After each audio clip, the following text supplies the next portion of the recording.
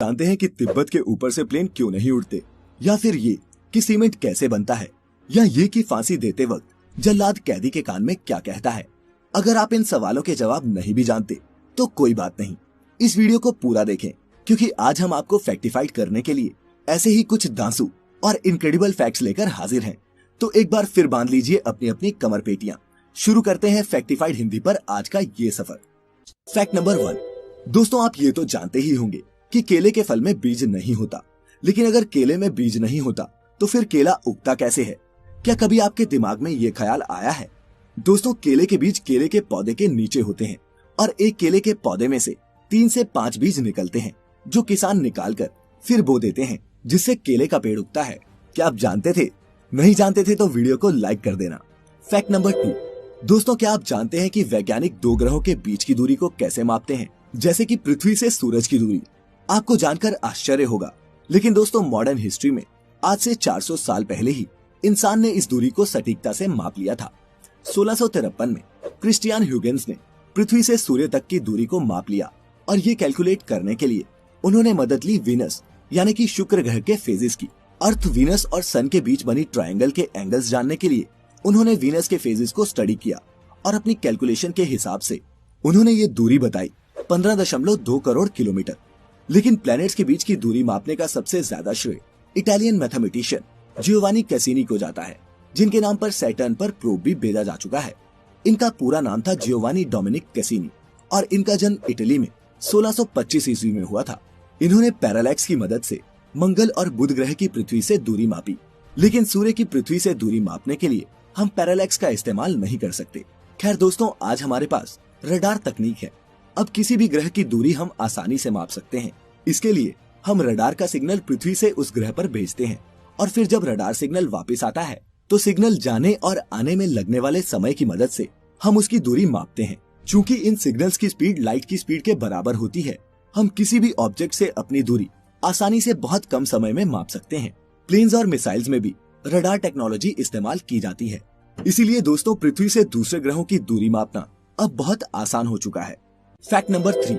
ये फैक्ट सुनकर आपको विश्वास नहीं होगा, लेकिन दोस्तों क्या आप जानते हैं कि तिब्बत के ऊपर से कोई भी प्लेन कभी नहीं उड़ता? लेकिन उससे पहले कि हम इसके कारणों पर ध्यान दें, हम तिब्बत के बारे में आपको कुछ इंटरेस्टिंग बताते हैं।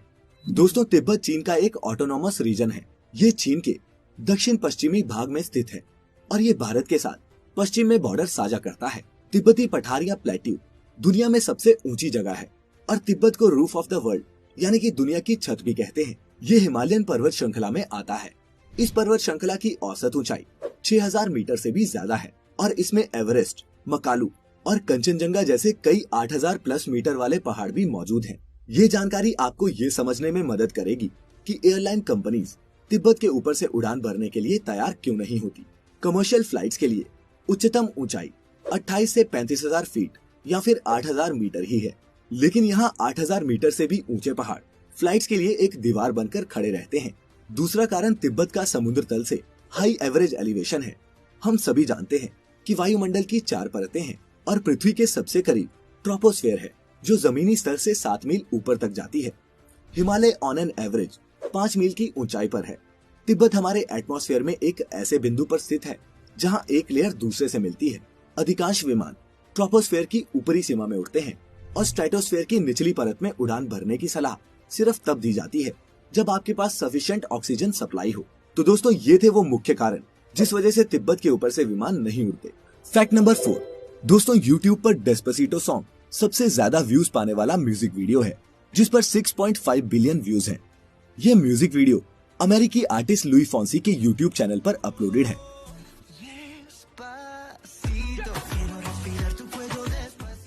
लेकिन दोस्तों, क्या आप जानते हैं कि इंडिया से वो पहला YouTube म्यूजिक वीडियो कौन सा है जो 1 बिलियन के मार्क को छूने वाला है? नहीं जानते ना? इसीलिए तो हम आपको फैक्टिफाई करने आते हैं। तो दोस्तों, वो पहला इंडियन म्यूजिक वीडियो जो 1 बिलियन पहुंचने वाला है, वो एक पंजाबी गाना है जो शायद आपने भी कभी ना कभी सुना हो। टी सीरीज अपना पंजाब YouTube चैनल पर अपलोडेड इस गाने का नाम है लौंग लाची और इसे गाया है मन्नत नूर।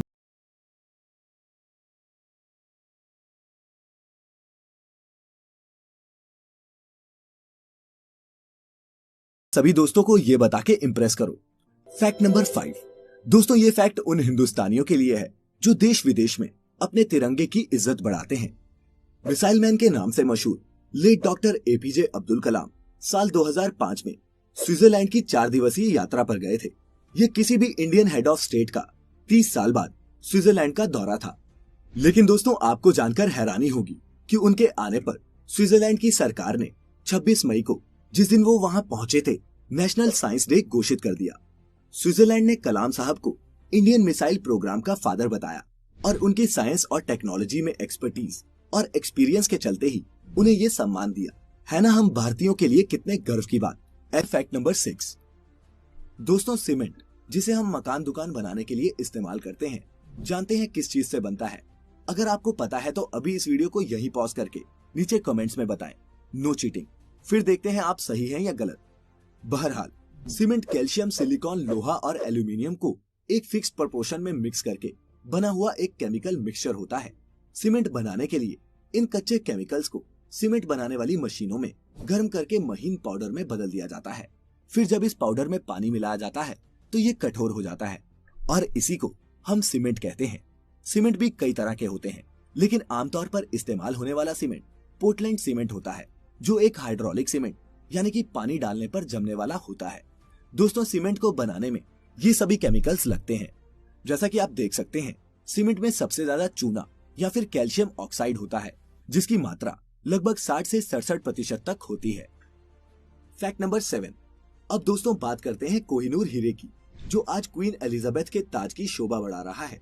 लेकिन हिंदुस्तान का ये बेशकीमती हीरा हमेशा से अंग्रेजों की महारानी के पास नहीं था।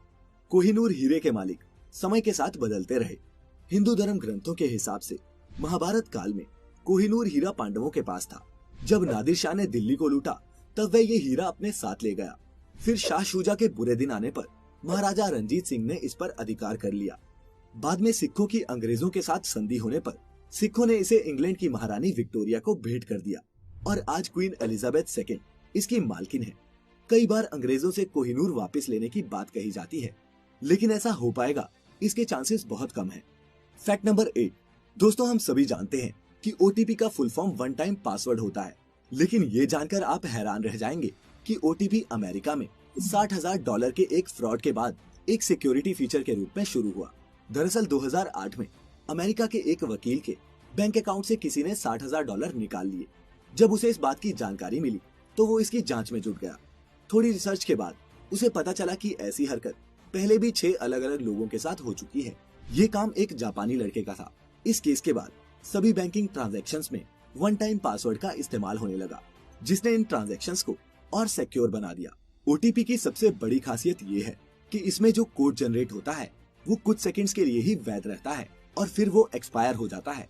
इसके अलावा इसे एक ही बार इस्तेमाल किया जा सकता है। Fact number 9। दोस्तों क्या आप जानते हैं कि लैंडिंग के वक्त हवाई जहाज की लाइट को कम कर दिया जाता है? और ऐसा करने के पीछे वजह भी है। अक्सर आपने भी देखा होगा, जब हम अंधेरे कमरे से लाइट वाली जगह पर जाते हैं तो कुछ टाइम हमारी आंखों को एडजस्ट करने में लगते हैं। ऐसा तब भी होता है अगर हम लाइट वाली जगह से अंधेरे कमरे में जाएं। प्लेन लैंडिंग या टेक ऑफ के टाइम अक्सर प्लेन लाइट्स को कम कर दिया जाता है और ऐसा इसलिए किया जाता है ताकि अगर लैंडिंग या टेक ऑफ के टाइम जब प्लेन क्रैश होने का खतरा सबसे ज्यादा होता है, अगर प्लेन में इमरजेंसी एग्जिट करनी हो तो उसके पहले ही पैसेंजर्स की आंखें लाइट में एडजस्ट हो जाएं और वो आसानी से इमरजेंसी एग्जिट की पहचान कर सके। क्या कुछ नया सीखा? Fact number 10। दोस्तों क्या आप जानते हैं कि हमारे देश में जब किसी अपराधी को फांसी दी जाती है तो उस समय फांसी देने वाला जल्लाद अपराधी के कान में फांसी देने से पहले कुछ कहता है और इसके बाद ही अपराधी को फांसी दी जाती है। लेकिन क्या आप जानना चाहते हैं कि फांसी देते वक्त जल्लाद कैदी के कान में क्या कहता है? तो दोस्तों फांसी देने से कुछ टाइम पहले जल्लाद अपराधी के कान में धीरे से माफी मांगता है और कहता है कि मुझे माफ कर दो, मैं मजबूर हूँ। इसके बाद ही अपराधी को फांसी दी जाती है। इतना ही नहीं, अगर मरने वाला कैदी हिंदू होता है तो जल्लाद उसको राम राम बोलता है और अगर मरने वाला व्यक्ति मुस्लिम हो तो जल्लाद उसको आखिरी सलाम भी करता है। Fact number 11। यूं तो रोने का सीधा सा मतलब आंसुओं का बहना होता है, लेकिन क्या ऐसा भी हो सकता है कि कोई रोए और उसके आंसू भी ना निकले? जी हाँ, ऐसा भी होता है। एक न्यूबॉर्न बेबी जब रोता है तो उसके आंसू नहीं निकलते। ऐसा उसके पैदा होने के 2 से 3 हफ्तों तक हो सकता है, क्योंकि उस उम्र तक उसके लैक्रिमल ग्लैंड्स यानी कि आंसू की ग्रंथियां विकसित नहीं हुई होती और इसी वजह से उनकी आंखों से आंसू नहीं निकलते। Fact number 12। दोस्तों, मॉडर्न फिजिक्स की मदर कही जाने वाली महान वैज्ञानिक मैडम क्यूरी का नाम आपने जरूर सुना होगा। उन्हें उनके रेडियो एक्टिव एलिमेंट्स पर किए शोध और रेडियम की खोज के लिए दुनिया भर में एक कामयाब वैज्ञानिक के रूप में जाना जाता है। लेकिन आप शायद ये न जानते हो कि जिन रेडियो एक्टिव एलिमेंट्स पर वो रिसर्च करती थी वही उनके मरने का कारण भी बने। जी हाँ, ये एक दर्दनाक कहानी है, क्योंकि एक्सपोजर टू रेडियो एक्टिविटी की वजह से मैरी क्यूरी एप्लास्टिक एनीमिया नाम की बीमारी से ग्रसित हो गई, जिसने उनकी जान लेकर ही छोड़ी। यहाँ तक कि रेडियो एक्टिव रेडिएशन ने उनके कपड़ों, फर्नीचर और किताबों को भी काफी नुकसान पहुँचाया। अब उनके मरने के लगभग 100 साल बाद भी उनकी चीजें रेडियो एक्टिव हैं और उन्हें एक लेड बॉक्स में रखा गया है। अगले 1500 सालों तक उन्हें ऐसे ही रखा जाएगा। और दोस्तों, ये आखिरी और बोनस फैक्ट स्पेस लवर्स के लिए। दोस्तों, आसमान में हमें लाखों करोड़ों तारे दिखते हैं, लेकिन क्या आप जानते हैं कि ब्रह्मांड का सबसे बड़ा तारा या स्टार कौन सा है? नहीं तो कोई बात नहीं, मैं बताता हूँ। वीवाई कैनी मेयोरी नाम का स्टार हमारे यूनिवर्स का सबसे बड़ा तारा है। और दोस्तों, सबसे कमाल की बात तो ये है कि ये हमारी ही गैलेक्सी यानी कि मिल्की वे में ही है।